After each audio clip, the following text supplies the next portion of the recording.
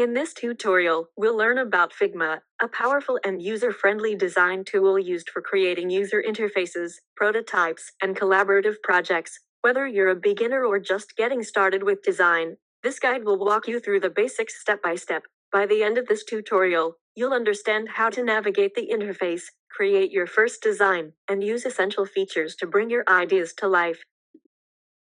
To get started, visit the Figma website and create an account by signing up.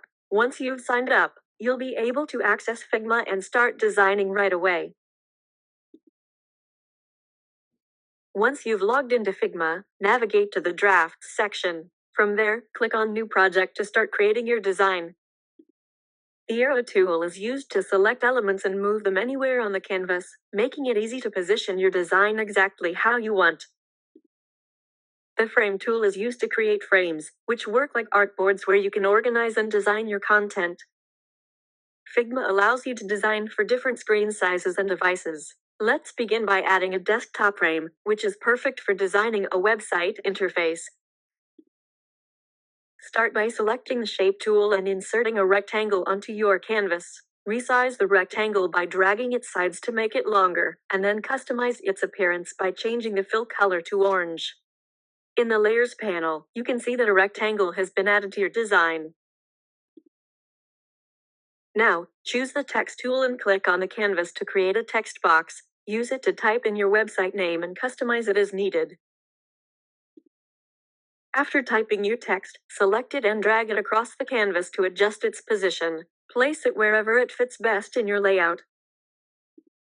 You can fully customize your text by first selecting it on the canvas, then opening the Appearance panel. From there, you have access to a variety of options that allow you to adjust the font style, change the font size, modify the weight, such as bold or regular, and even adjust spacing between letters and lines. These settings help you refine how your text looks so it fits perfectly with your overall design and makes your layout more visually appealing and professional.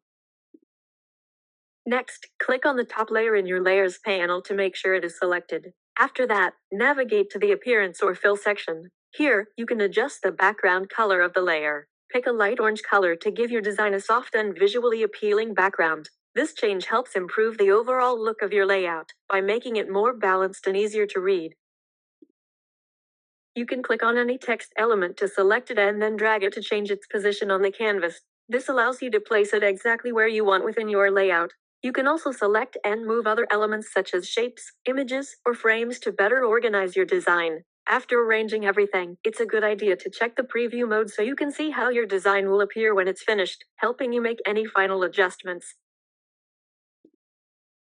Next, select the top layer of your design so you can access its layout settings. In this section, you'll find options that allow you to enable layout guides, which are extremely helpful for structuring your work in a clean and organized way. Once activated, you can start customizing the grid system based on your design needs. For example, you can adjust the spacing and size of the grid to help align elements more precisely. You can also modify the number of columns, which is especially useful when designing responsive website layouts, as it helps you create consistent sections for content placement. In addition to columns, you can set up rows to further improve structure and alignment across your design. These layout tools work together to ensure everything stays balanced, aligned, and visually consistent. Using them properly makes your design process much smoother and helps you create more professional-looking websites or app interfaces with better spacing and organization. Now change the name of the layer to something more descriptive, so it better reflects its purpose in your design. This helps keep your file organized and easier to understand. Select the element you want to duplicate and use the copy and paste option. This will create a new layer that is an exact copy of the original. You can then move or edit this new layer independently, which is useful when you want to reuse elements without recreating them from scratch. Next, update the layer names to make your project more organized and easier to navigate. Rename Website 1 to Homepage since it represents your main landing screen, and change Website 2 to Product Listing because it contains the section where products are displayed. Using clear and descriptive names helps you manage your design more efficiently, especially as your project grows in size and complexity. Open the Assets panel where you can find reusable components for your design. In the search bar, type Home button to locate the navigation element. Once you find it, drag it onto website 1, which is your home page. Adding this button helps improve navigation and gives your home page a more complete and functional layout. Drag a shop page into your project and start building its layout. This page should include product listings to display items, navigation buttons to help users move between pages, and any other components needed for a complete shopping experience. Organizing these elements properly will make your website more functional and user-friendly. Now search in the Assets panel for a product page layout. Drag it into your design and place it where needed. This product page should contain key sections like the price of the item, detailed product descriptions, and an image layout to visually present the product. These elements work together to create a complete and user-friendly product display page.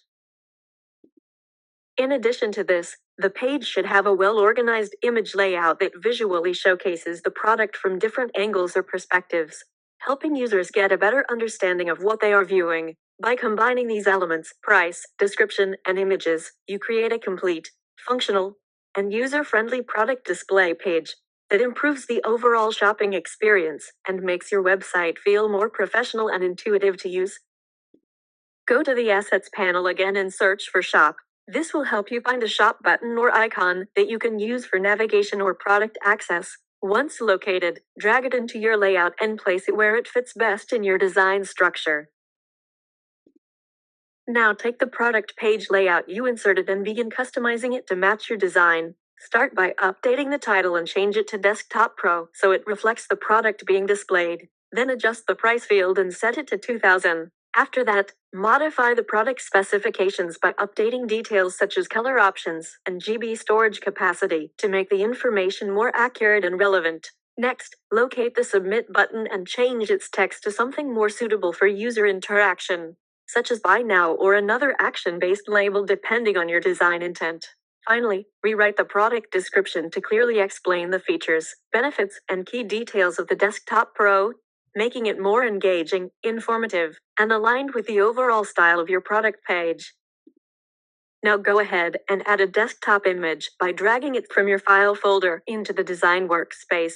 Place it directly over the image frame where the product image should appear. In some cases, the image may automatically go behind other elements because of layer ordering, so don't worry if that happens.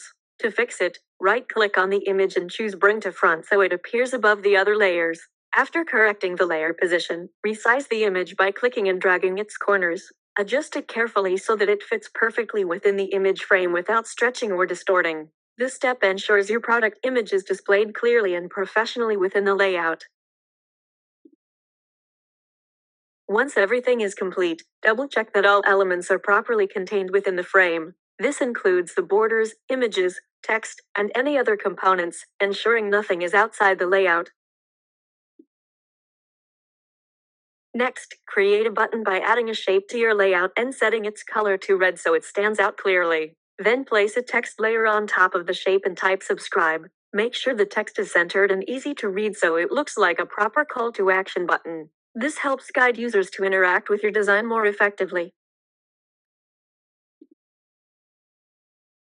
Now that everything else is in place, go to the Assets panel and search for a YouTube button or icon component. Once you find it, drag it into your design and add it to the appropriate section where it fits best in your layout. After placing it, take a moment to carefully position it so it aligns properly with the surrounding elements, making sure the spacing between objects is consistent and visually balanced.